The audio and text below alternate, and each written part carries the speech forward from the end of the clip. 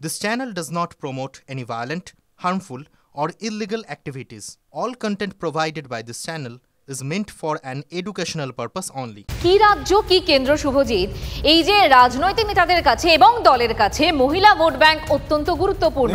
যদি মহিলা Trump card একদিকে রানীমা হন, তাহলে দ্বিতীয় অবশ্যই সন্দেশখালীর রেখা পাত্র, যাকে ফোন করেছেন প্রধানমন্ত্রী নরেন্দ্র মোদী, এবং এই ফোন পাওয়ার পর খুব স্বাভাবিকভাবেই এই মুহূর্তে সন্দেশখালীর মুখ হয়ে উঠেছেন রেখা পাত্র। বিজেপির টিকিটে লড়ছেন তিনি এবং জোর কদমে প্রচার শুরু করে দিয়েছেন। আমরা ছবি দেখাচ্ছি আপনাদেরকে।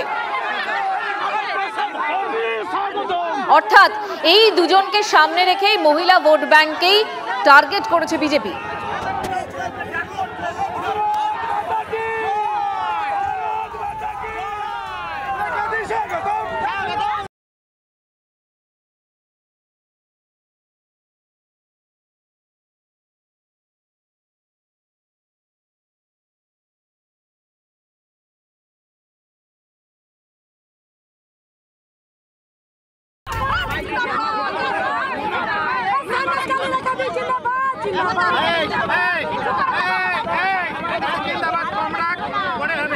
আমার সাথে এই শক্তি, দেখুন শক্তি আমার সাথেই আছে, এটাই প্রমাণ।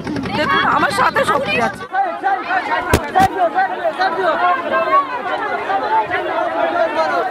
এই মুহূর্তে দেখুন, এই মুহূর্তে যে ছবি আপনাদেরকে আমরা দেখাচ্ছি, রেখা পাত্র অত্যন্ত আত্মবিশ্বাসী এবং তারপর প্রচার শুরু করে দিয়েছেন শুভজিৎ। এবং সন্দেশখালীতে এই মুহূর্তে বিজেপির টিকিটে লড়ছেন তিনি, এবং অবশ্যই মহিলা মুখ বিজেপির জন্য রেখা পাত্রকে সামনে রেখেই এই আসন অর্থাৎ বসিরহাট আসনে বাজিমাত করতে চাইছে বিজেপি।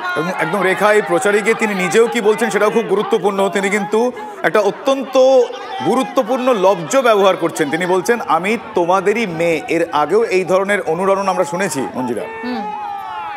রেখা পাত্র কি বলছেন শুনুন।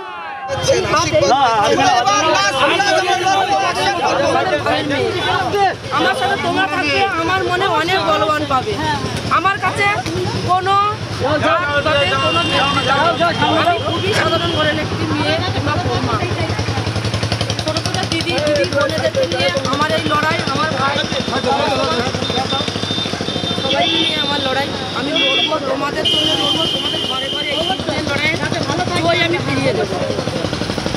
ভালো আমাদের ঘরের মায়েরা আমরা খুব আনন্দ পেয়েছি। আর প্রধানমন্ত্রী নরেন্দ্র মোদীকে আমরা জানাই খুব স্বাগতম, এবং আমরা এক এক করে যে ভোট দিতে পারবো এই ব্যক্তিগত স্বাধীনতা আমরা ফিরে পেয়েছি। ওনাকে খুব ধন্যবাদ জানাই। নরেন্দ্র মোদী যেটা বলে আমরা সেটাই শুনবো, কারণ নরেন্দ্র মোদী আমাকে দ্বিতীয়বারের প্রধানমন্ত্রী হিসেবে সবাই সমর্থন করবো। সবাই ওনাকে সাহস যোগাবো, আমরাই শক্তি দেবো, আমরা ওকে শক্তি যোগাবো, আমরা ওকে সব জায়গায় ওকে সমর্থন করবো, শক্তি যোগাবো। নিজেদের স্বাধীনতা নিজেরাই। সৌরভ দত্ত আমার সহকর্মী এই মুহূর্তে আমাদের সঙ্গে রয়েছেন। সৌরভ, একেবারে সন্দেশখালীর মাটি কামড়ে পড়েছিল তুমি বেশ কয়েকদিন, সেখানে রেখা পাত্রকেও আমরা দেখেছিলাম একটা অন্যতম মুখ, এবং রেখা পাত্রকে সামনে রেখে বিজেপি এগোতে চাইছে এই বসিরহাট আসনে। রেসপন্স কেমন পাচ্ছ, পালস কি বুঝছো?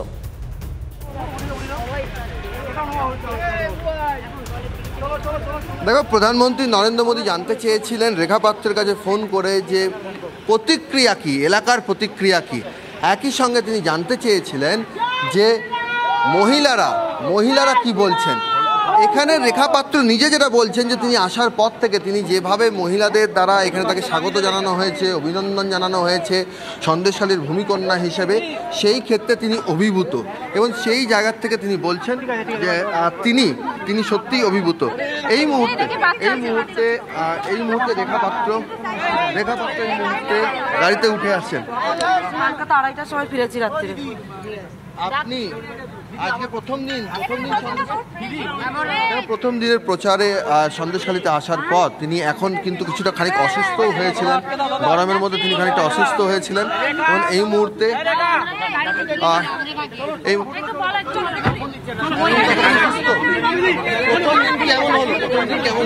খুবই ভালো হয়েছে, খুবই ভালো। প্রথম দিন কেমন হলো? সব মিলিয়ে কিন্তু তারা বলছে তার ঘরের মেয়ে, এবং ঘরের মেয়ে হিসেবে তারা রয়েছেন, এবং